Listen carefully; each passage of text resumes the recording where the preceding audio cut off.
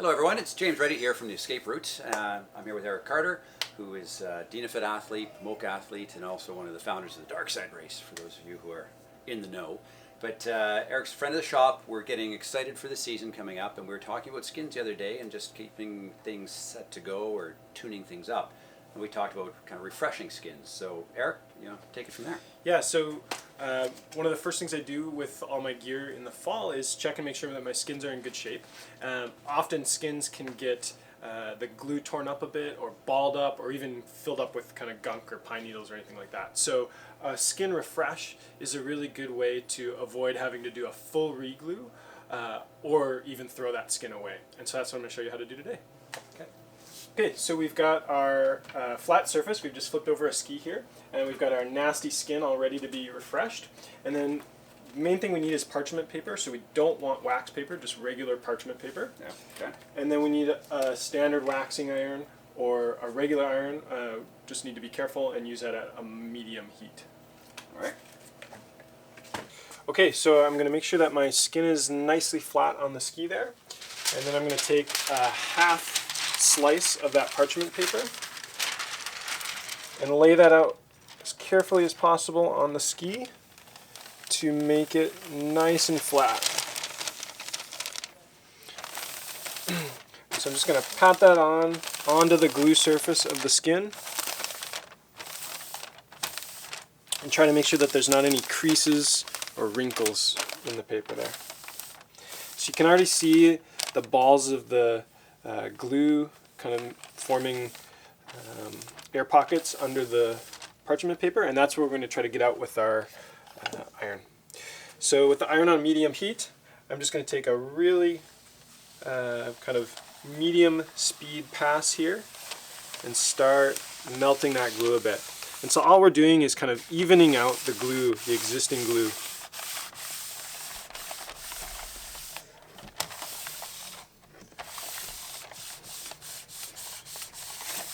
Got a little bit of a wrinkle here that I'm going to try to deal with. And so just a little bit of light pressure. And you can see already that glue is starting to adhere to the paper and just get a bit more smoother. Can you overdo this, Eric? Can you affect this glue in a way that's going to hurt it? Yeah, definitely. We can melt it a little bit too much. And so that's why I'm keeping the iron moving rather than holding it in one spot. And I'm just kind of making this a quick movement. And so once we start to see that consistency of the glue where it's becoming a bit more flat on the surface of the skin there, then I'm going to stop. And you're going to let this cool for how long? Yeah, so once I'm satisfied that we're as smooth as we possibly can be, so one place that I do actually want to give a little bit extra look is right here at the tail or the tip, and make sure that's nice and smoothed out. Sometimes, especially at the tail, that's where the skin fails often, and we start to get more glue pulling away there. Sometimes the refresh just isn't quite enough, and that's where we have to start thinking about adding a bit more glue or re-gluing. But this one seems to be nice and consistent glue there. Any little white spot, I might go back with the iron and just make sure that I've got that nicely flattened out. And then when I'm totally done, I'm going to take it outside and let it cool, probably for about 10 minutes before I peel off that parchment paper. We want that glue nice and cool. Okay, so I'm just going to carefully peel away that parchment paper right from the tail. And we just want to be careful that we're not pulling off chunks of glue. Making sure that the skin is nicely cooled is kind of the most important thing there. So I'm going to pull that the whole length of the skin. And if we look closely, the skin is missing a little bit of glue here, so that's something that we'd want to maybe take care of with a touch-up of glue. And then also go in with tweezers and pull away some of that extra garbage. But really we have a nice smooth skin surface, and we can compare that to the partner skin here in a second.